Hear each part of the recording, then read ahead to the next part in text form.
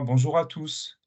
Bonjour à tous et bienvenue. Excusez-nous pour ces 3 petites minutes de retard. Je suis Arnaud Sabatier, je suis, responsable des affaires médicales pour Nestlé Science et je suis ravi de vous accueillir aujourd'hui pour ce webinaire sur le sujet de la prise en charge nutritionnelle de la personne âgée, rôle des protéines.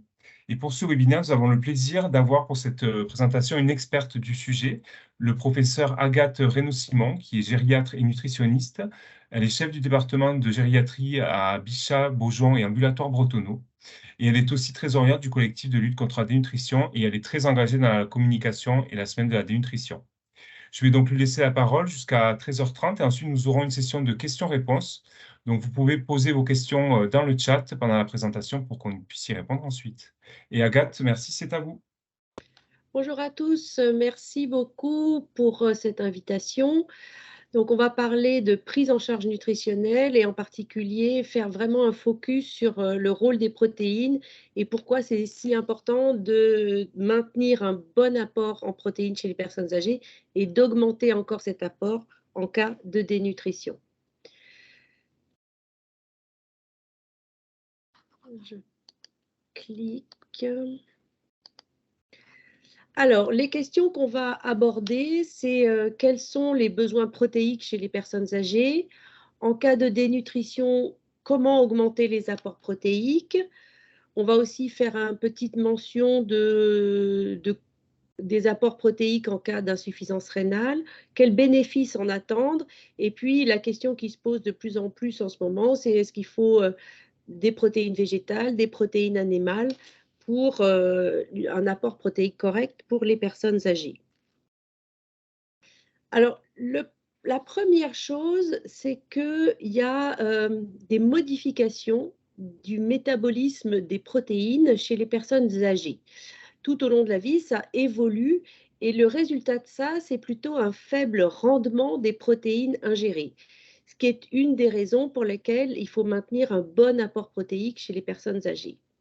Alors, pourquoi il y a un faible rendement des protéines que l'on mange chez une personne âgée?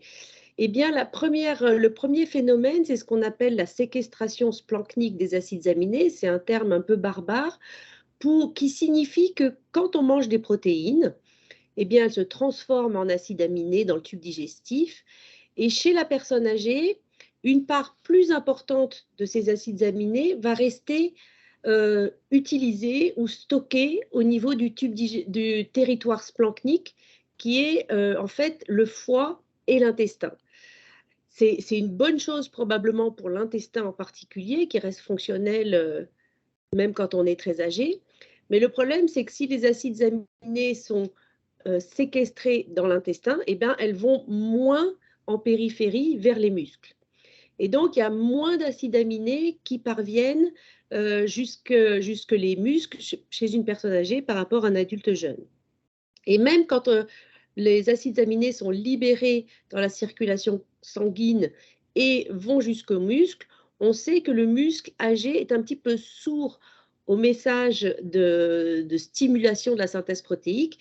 Il y a une diminution de la réponse anabolique à l'hyperaminoacidémie. C'est-à-dire que même si on apporte plein d'acides aminés, ce qui est en général un stimulant pour faire du muscle, eh bien chez les personnes âgées, ça fait moins d'effet stimulant pour faire du muscle. Prochaine diapo, c'est moi qui vais le faire.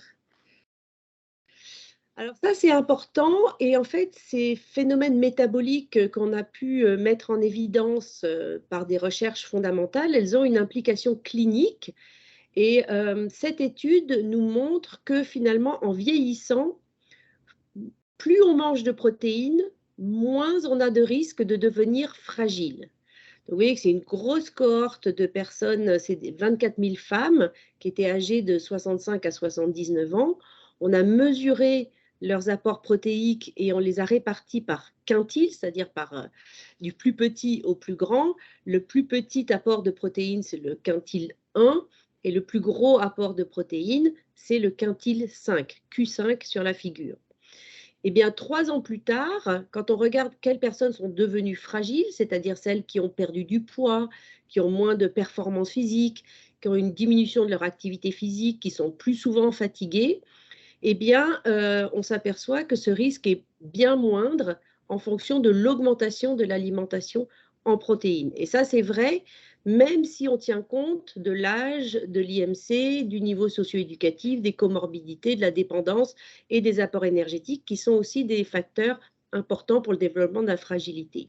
Et c'est important de parler de la fragilité dans cette population vieillissante parce que les personnes âgées fragiles sont celles qui vont tomber plus volontiers, c'est celles qui vont perdre de l'autonomie, c'est celles qui vont être hospitalisées, institutionnalisées et celles qui vont décéder le plus. Donc plus de protéines, moins de fragilité. Alors quelles sont les recommandations pour les apports en protéines chez la personne âgée? On a pour référence les recommandations de la Société européenne de nutrition qui ont été publiées en 2019 avec une nouvelle publication en 2022. L'idée, c'est que de toute façon, il faut au moins 1 gramme par kilo de poids corporel et par jour. Certains avancent même qu'il faut plutôt 1 à 1,2 g par kilo et par jour quand on est en bonne santé, c'est-à-dire un peu plus.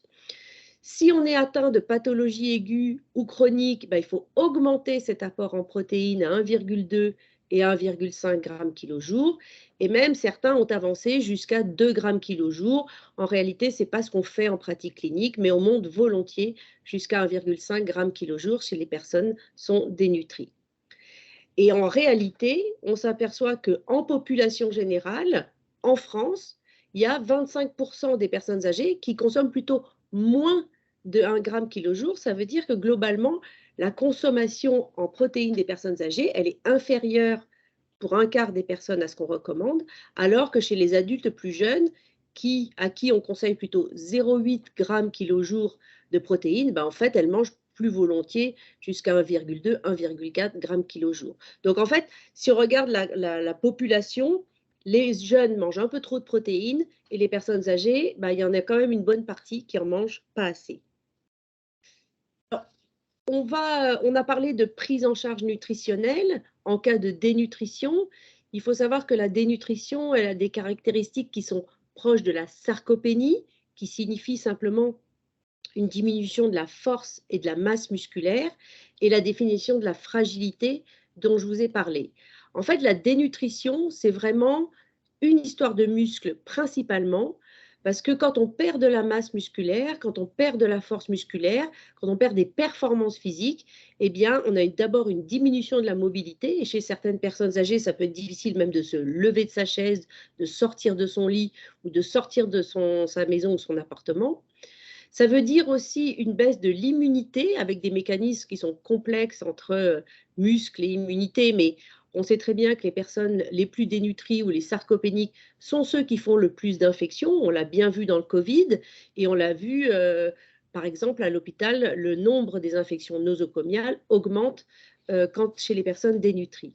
Et globalement, c'est une diminution de la réponse adaptative au stress, c'est-à-dire qu'une personne âgée qui n'a pas de muscle, en fait, quel que soit finalement le stress, elle va avoir un risque de décompensation plus importante. On sait que les risques de dénutrition, de sarcopénie et de fragilité augmentent avec l'âge. Et même, vous voyez que les 3 cercles se croisent et on a volontiers une dénutrition qui peut être associée à une sarcopénie, à une fragilité, etc. Et d'ailleurs, quand on identifie une fragilité, il faut aussi rechercher la sarcopénie et la dénutrition, et la même chose pour les autres. Et en fait, comme tout ça, c'est une histoire de muscles, ils ont des éléments de prise en charge communs qui sont l'alimentation riche en protéines et une activité physique. Ça reste quand même une très bonne façon de faire du muscle. Donc, la prise en charge de la dénutrition, l'objectif, c'est de sauver le muscle. Et pour être très schématique, il faut des protéines, il faut de l'énergie, il faut faire de l'activité physique et finalement, il faut aussi pas avoir de carence en vitamine D parce que les carences en vitamine D s'accompagnent d'une faiblesse musculaire par défaut de stimulation des récepteurs à la vitamine D sur les muscles. Alors, pour rentrer plus dans les détails, en cas de dénutrition, donc les recommandations de la Société européenne de nutrition disent il faut des calories, au moins 30 grammes kilo jour et jusqu'à 40 calories kilo jour. Il précise quand même qu'il y a une grande hétérogénéité des besoins. Ici, parmi toutes les personnes qui sont connectées à ce webinaire, tout le monde ne mange pas la même chose pour garder un statut nutritionnel stable. Et puis, ça dépend aussi du statut nutritionnel. On a plus de besoins quand on est dénutri, moins quand on est en très bon état nutritionnel et sportif. Il faut tenir compte du sexe parce que les hommes ont plus de muscles que les femmes, de l'activité physique, de l'inflammation aussi. En réalité, comme c'est difficile de savoir très précisément de combien de calories a besoin une personne, la meilleure façon de savoir s'il mange suffisamment de calories, c'est de le peser régulièrement. Bien sûr, on tient compte des variations hydriques. Et si la personne maigrit, c'est qu'elle ne mange pas assez de calories. Si elle grossit, c'est qu'elle mange assez, voire trop. Et si elle reste en poids stable, c'est qu'elle mange exactement les calories qu'il lui faut pour rester dans l'état où elle est. Et donc, en fonction de cette surveillance du poids, on peut adapter les apports énergétiques. On n'oublie pas qu'à l'hôpital, les ingestats sont le plus souvent très inférieurs aux besoins. La prise en charge nutritionnelle orale de la dénutrition, elle comporte des conseils nutritionnels qui rassemblent en fait un ensemble de petites mesures et d'adaptations qui vont contribuer de façon importante à améliorer les ingestats de la personne. Mais il faut des aliments riches en énergie et en protéines. Ça tombe sous le sang, ce n'est pas la peine de leur donner que de la salade et des concombres. C'est très bon pour les fibres, les vitamines, mais il faut aussi des aliments riches en énergie, en protéines. Dans les institutions, à l'hôpital, en EHPAD, ce qui est moins un problème qu'à domicile, il faut quand même adapter cette alimentation au goût. Il faut adapter la texture aux capacités de mastication et de déglutition. Il faut introduire des collations, ce qui est souvent assez facile à faire chez les personnes âgées. Elles prendront volontiers un jus de fruits dans la matinée qui peut être en plus enrichi. Elles prendront volontiers des collations hyper énergétiques, hyper protidiques. On évite les restrictions alimentaires, les régimes sans sel, les régimes sans gras, les régimes dits diabétiques, en fait, où il y a des grosses restrictions en termes de sucre. Si elles sont dépendantes, il faut bien sûr une aide technique ou humaine. Il faut éviter des jeûnes prolongés, périodes pendant lesquelles finalement l'organisme va être obligé d'aller puiser dans ses muscles les acides aminés qu'il leur faut pour le transformer en glucose et maintenir sa glycémie stable. Et puis essayer de prendre ses repas dans un environnement agréable. Ça doit être accompagné d'une consultation diététique. Les diététiciens sont au mieux placés pour adapter l'alimentation habituelle d'une personne à ses besoins protéino-énergétiques. On peut en plus enrichir l'alimentation et on utilise souvent des compléments nutritionnels oraux hyper énergétiques et hyper protidiques. Parmi les conseils nutritionnels pour les personnes âgées, il y a des choses qui sont différentes chez une personne âgée que chez un adulte d'un adulte jeune. C'est-à-dire qu'il faut plus d'aliments contenant des protéines, c'est-à-dire plus de viande, poisson et œufs, 2 fois par jour, alors que chez une personne jeune, 1 et quelquefois 2 fois par jour, ça suffit bien. Et plus de produits laitiers, où vous voyez qu'on est au niveau des adolescents, avec 3 ou 4 produits laitiers par jour. Pour qu'une personne âgée mange correctement, il faut davantage de goût dans l'alimentation et malheureusement, à l'hôpital en particulier, et je suis bien placée pour le savoir, l'alimentation manque de goût. Il ne faut pas hésiter à rajouter du sel, du poivre, du gras et tous les condiments qui permettent d'améliorer la perception gustative des aliments. Il faut aussi davantage de variété dans l'assiette. Il a été montré que chez des personnes âgées qui avaient petit appétit, le fait de multiplier les aliments différents dans l'assiette, d'améliorer les couleurs, etc., faisait qu'ils mangeaient plus. On peut enrichir l'alimentation avec de la poudre de lait, avec des œufs, du fromage, de la crème, et des petites allumettes de jambon, du sucre, du beurre, de l'huile. C'est utile, ça permet d'augmenter les apports alimentaires, mais finalement de façon pas tout à fait suffisante, puisque l'enrichissement des plats à elle seule augmente les calories de 200 à 250 calories par jour dans les études que je vous ai citées ici, et 7 à 10 grammes de protéines par jour, ce qui ne suffit pas uniquement pour prendre en charge une dénutrition.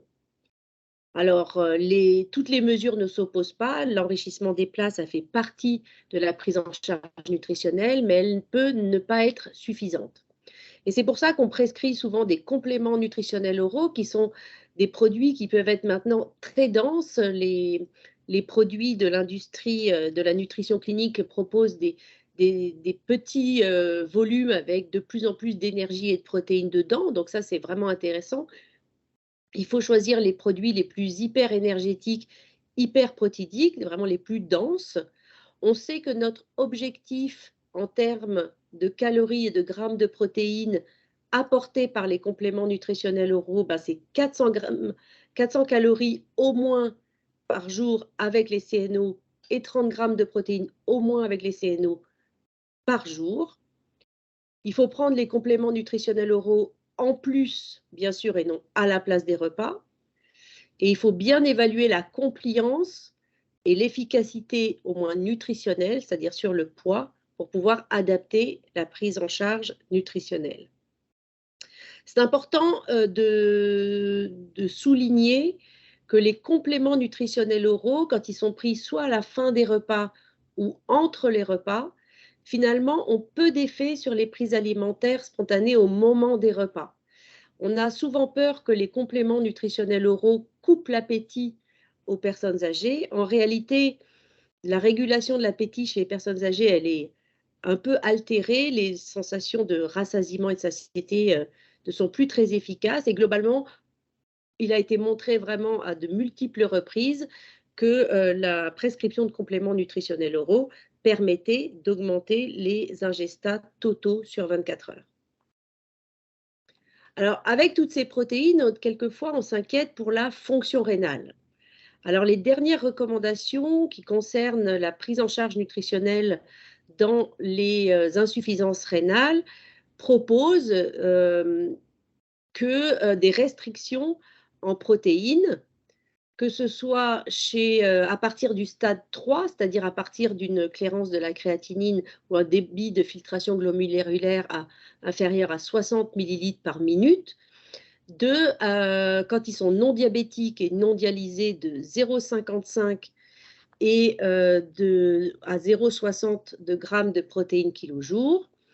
Après, en fonction de si la personne est diabétique, on peut avoir des apports un peu plus larges parce que le risque de dénutrition est plus important.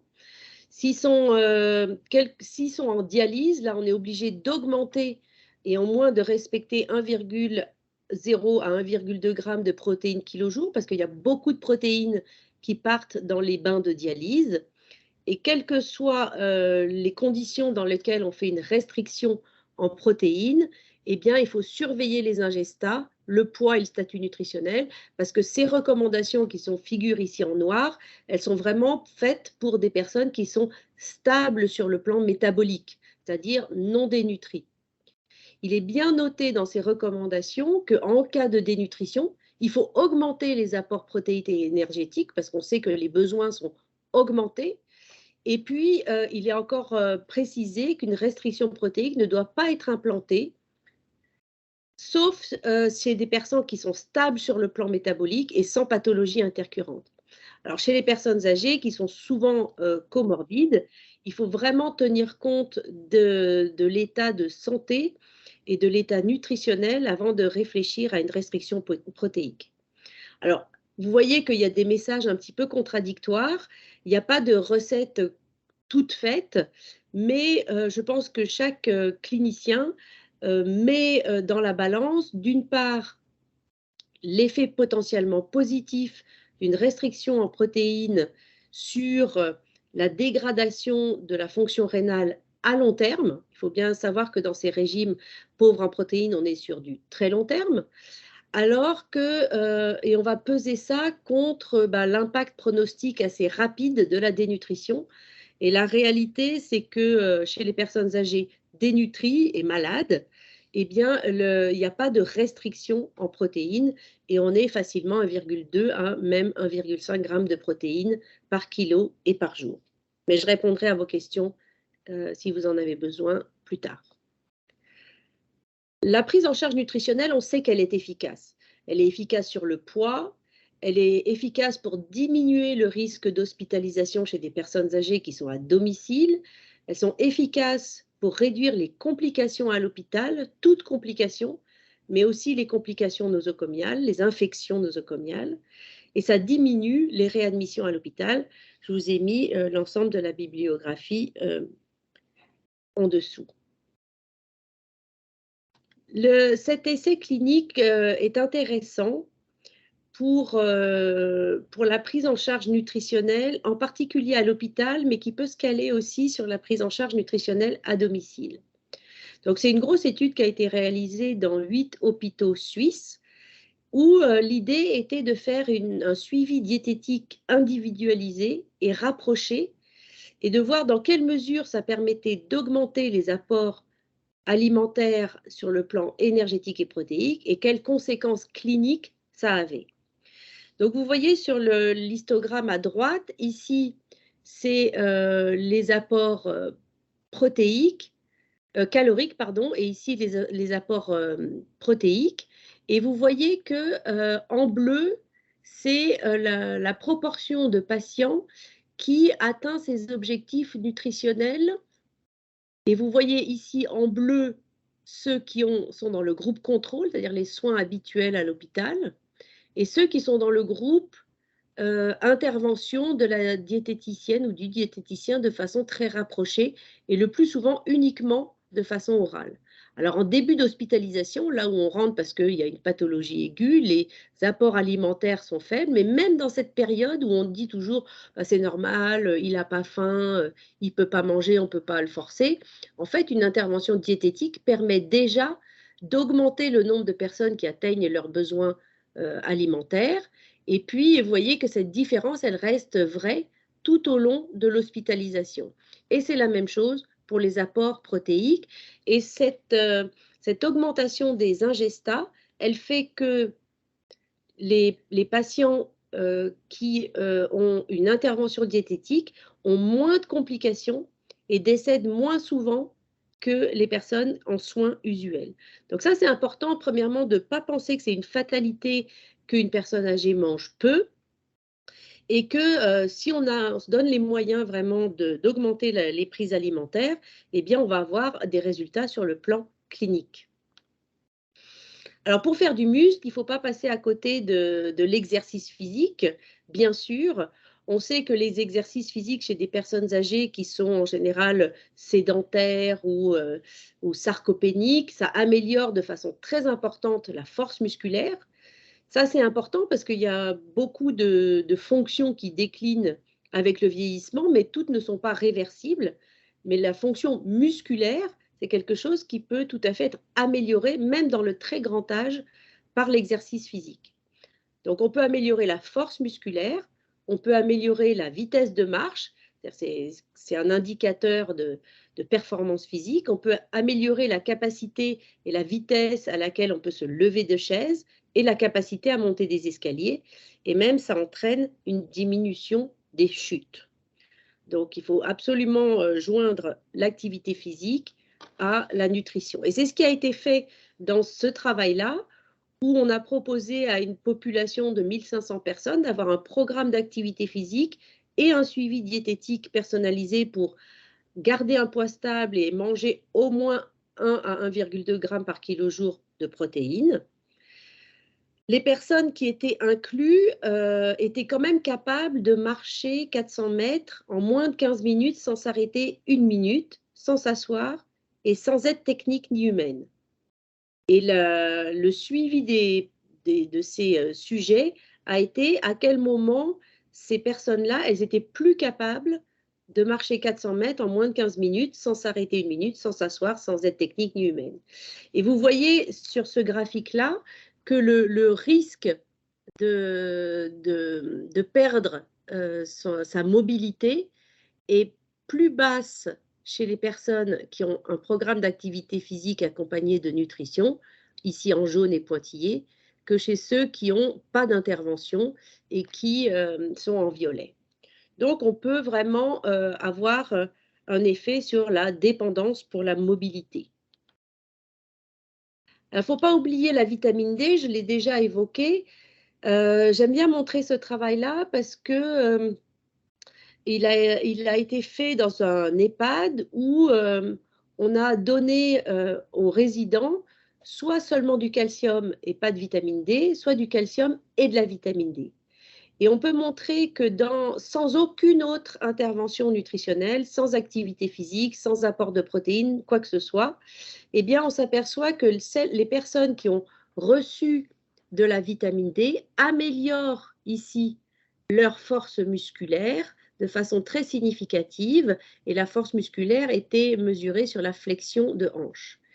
Alors, il ne s'agit pas d'être du dopage à la vitamine D. En fait, les seules qui bénéficient de la supplémentation en vitamine D sont celles qui étaient carencées au départ et qui deviennent non carencées ensuite. Celles-là augmentent leur force musculaire. En fait, c'est la correction de la carence en vitamine D qui améliore la fonction musculaire. Alors,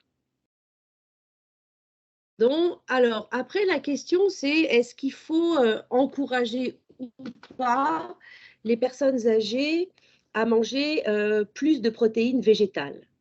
Alors, les protéines végétales, c'est important pour tout le monde. Ça peut être intéressant aussi chez les personnes âgées dans des mesures peut-être moindres que les personnes plus jeunes. Mais la question, dans l'alimentation dite végétalisée, c'est qu'il y a beaucoup de variations dans ce qu'on mange. Alors, vous voyez que quand on regarde les études cliniques qui ont été faites et publiées, on s'aperçoit qu'il y a différentes façons d'être végétarien, entre guillemets, ceux qui mangent du poisson et des produits de la mer, ceux qui consomment des produits laitiers et des œufs, mais pas de viande, ceux qui mangent que des produits laitiers, et puis les véganes qui ne mangent aucun produit d'origine animale. Et évidemment, les types de consommation peuvent évoluer dans le temps, et en particulier pour ce qui concerne l'alimentation, disons, végétalisée chez les personnes âgées. On ne sait pas souvent si cette alimentation, c'est le résultat de toute une vie d'alimentation végétalisée. Et donc, ça a probablement un retentissement très différent sur la santé.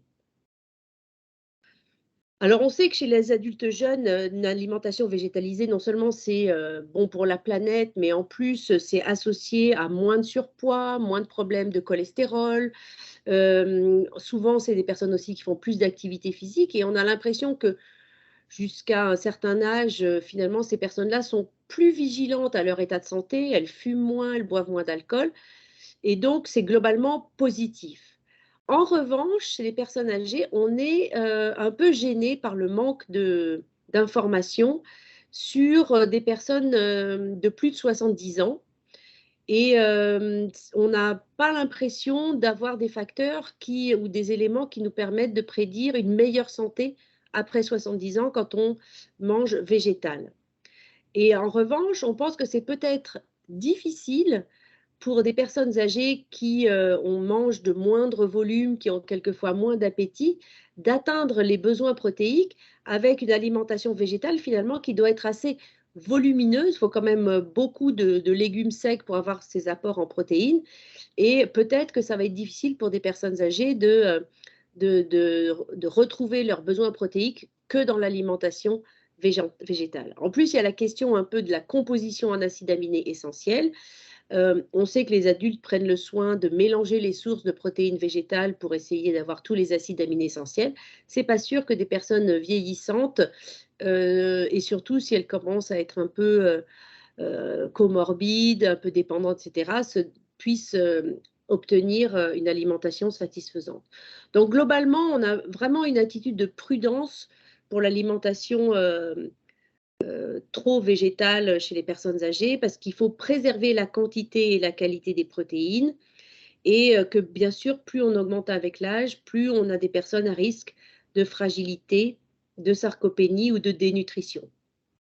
Et nous, à l'hôpital, on est très attentifs aux injonctions de la diminution des offres en aliments riches en protéines animales, parce que en fait, les hôpitaux, les EHPAD, etc., savent bien que c'est ce qui coûte, ça grève pas mal le budget de l'alimentation, et il y a beaucoup qui n'est pas mangé, donc c'est une situation un petit peu difficile. Et je crois que c'est quand même important qu'on maintienne une offre alimentaire riche en protéines animales. Voilà, en conclusion, ce qu'on sait, c'est que le vieillissement entraîne des modifications du métabolisme des protéines qui nécessitent une augmentation des apports protéiques. On sait que c'est une population aussi qui est à risque de dénutrition, de fragilité et de sarcopénie. La prise en charge nutritionnelle, elle doit garantir au moins 1 gramme kilo-jour de protéines à toutes les personnes âgées en bonne santé, et il faut augmenter 1,2, 1,5 g par kilo et par jour en cas de dénutrition. Conserver, je dirais, une bonne part, il n'y a pas de chiffre magique à vous proposer, d'origine animale. Bien sûr qu'il y a une part de protéines végétales qui peut être très intéressante aussi. Et puis, si on s'occupe bien des protéines, et qu'on y ajoute des apports énergétiques suffisants, de l'activité physique, une supplémentation, une vitamine D, eh bien, on peut attendre une amélioration du pronostic vital et fonctionnel et une amélioration de la qualité de vie. Et je vous remercie pour votre attention. Écoutez, merci beaucoup pour tout cet éclaircissement. Je vais partager mon écran. Une initiative Nestlé Science, ça s'appelle le Protiscore. Le Protiscore de Clintrend, c'est un référentiel simple et pédagogique qui est pour la prise en charge des patients dénutris et qui s'appuie sur les recommandations de la HAS pour la complémentation en cas de dénutrition. Et donc, en pratique, une jauge pleine du Protiscore, c'est-à-dire 4 barres, ça équivaut à la complémentation minimale journalière recommandée par la Haute Autorité de Santé en protéines. Et donc, pour atteindre un Protiscore plein, il est également possible de combiner plusieurs compléments nutritionnels oraux Clintrend en sommant le nombre de barres. Pour illustrer, je vais vous partager une courte vidéo.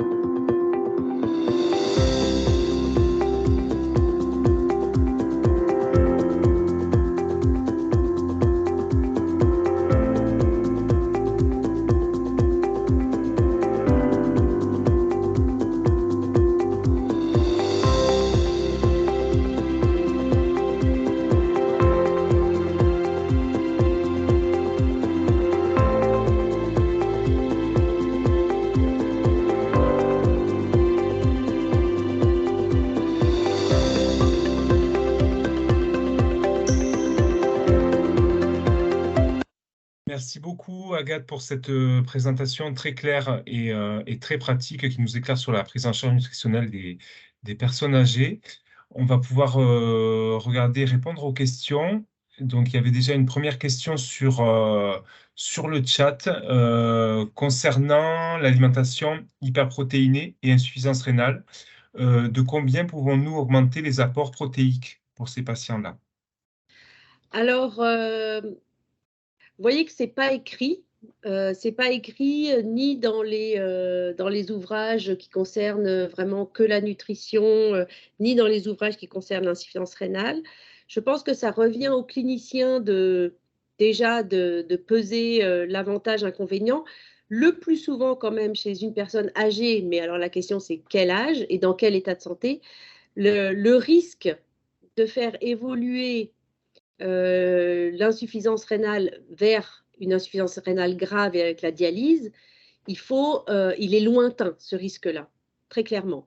Donc, si la personne est peu dénutrie et qu'elle a une espérance de vie très longue, on va essayer de ne pas trop augmenter les apports protéiques, mais maintenir au moins 1 gramme kilo jour.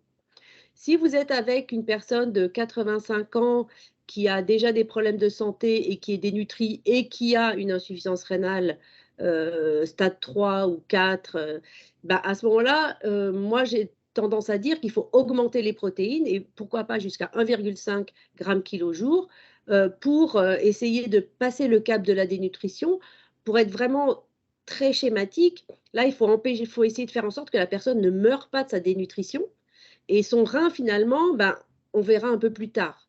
C'est-à-dire qu'il faut qu'on passe le cap de cet épisode de dénutrition. Il ne faut pas que la personne tombe, il ne faut pas que la personne ait des infections, il ne faut pas qu'elle... Vous voyez, toutes ces conséquences assez immédiates de la dénutrition, elles sont là. Et donc, il faut agir à ce moment-là. Et ça donc, il y a les protéines, mais il faut des bons apports énergétiques, de l'activité physique et tout ce que je vous ai dit jusqu'à présent. Très bien, merci pour la réponse. Nous avons une autre question qui était plus une question pratique pour une demande d'avoir les diapositives après la formation. Donc, les diapositives ne seront pas disponibles directement, mais sachez que vous aurez un replay qui sera disponible pour revoir la vidéo ou la partager sur notre site NHS, NSL Science. Nous partagerons l'information par la suite. Une autre question, donc c'est une question concernant les besoins énergétiques. L'ESPEN recommande 30 kilocalories par kilo de poids par jour pour une personne âgée dénutrie. Quelles sont les recommandations pour une personne âgée en bonne santé? Alors, en fait, je me suis peut-être mal exprimée. Ce que l'ESPEN propose, c'est 30 calories kilojour comme base de réflexion. Et c'est au moins ça. Après, ces apports, doivent être, enfin, l'idée doit être, les apports caloriques doivent être adaptés en fonction du statut nutritionnel ou pas, et surtout en réalité des variations de poids. Si on a l'impression que la personne se renourrit avec 30 calories kilojour, très bien.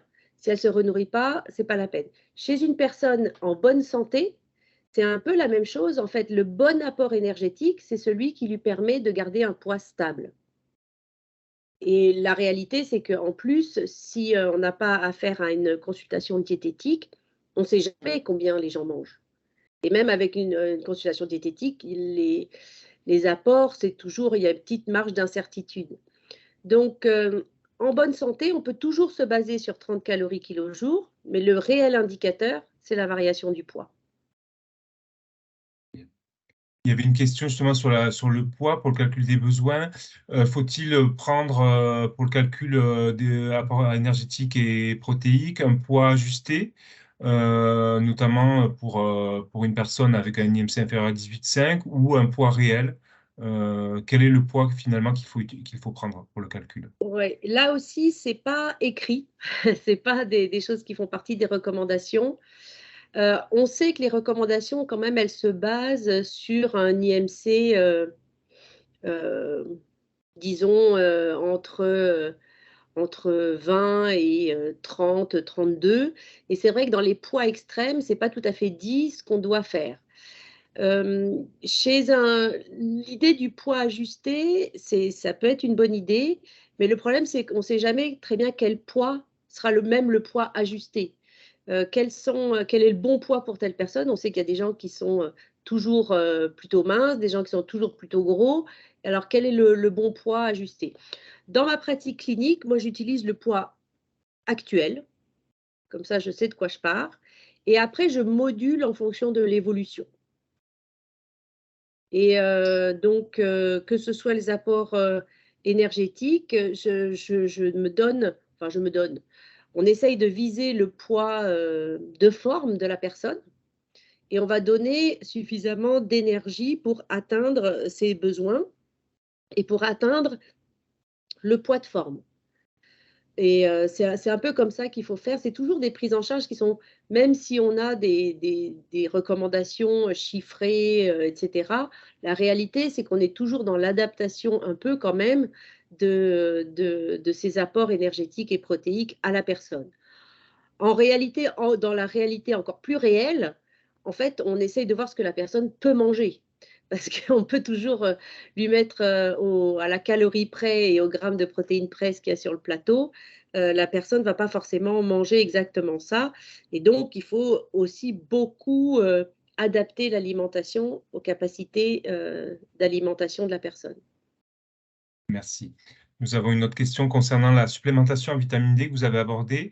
Est-ce qu'une alimentation riche en aliments riches en vitamine D, supplémenter un aliment riche en vitamine D peut suffire ou est-ce qu'il faut quand même envisager une complémentation médicamenteuse en vitamine D? Alors, le seul aliment qui contienne suffisamment de vitamine D pour se passer d'une supplémentation pharmacologique, c'est l'huile de foie de morue.